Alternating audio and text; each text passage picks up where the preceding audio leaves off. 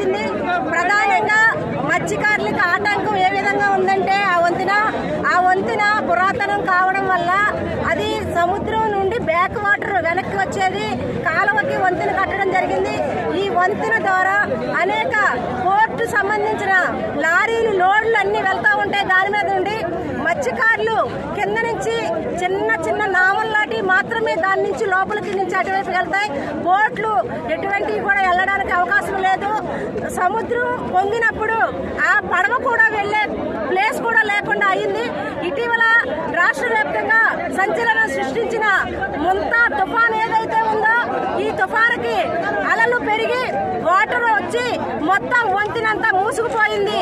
పడవలు కానీ బోట్లు కానీ ఇటువైపులే ఉంచడం అనేది జరిగింది. దానివల్ల ట్రాఫిక్ జామ్ అయినట్టుగా అక్కడ బోట్లు ఉండడం జరిగింది.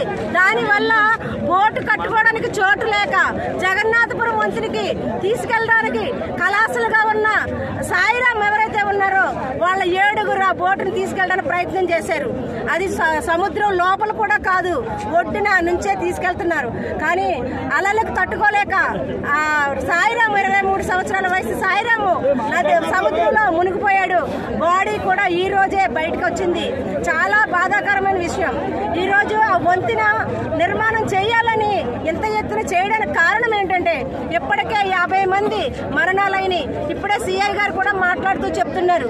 ఆ కింద బోటు కాదు కదా, పడవ కూడా వెళ్లేటప్పుడు వాళ్ళు ఎంత జాగ్రత్తగా వచ్చినా పైకి అనుకోకుండా లేస్తే తలకు తగిలి దెబ్బ చనిపోయి నేనొచ్చిన తర్వాత కూడా 2 ఉన్నారు అని ఆయన చెప్తున్నారు.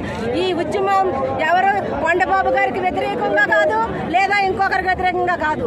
మత్స్యకారుల యొక్క సమస్య పరిష్కారం కోసం ఈ ఉద్యమం చేస్తున్నారు. ప్రధానంగా మత్స్యకారులు చేపట్టిన ఈ ఉద్యమానికి మత్స్యకార సంఘం రాష్ట్ర వ్యాప్తంగా ఉన్న మత్స్యకార సంఘం మద్దతు ఇవ్వడానికి మాత్రమే వచ్చింది. కానీ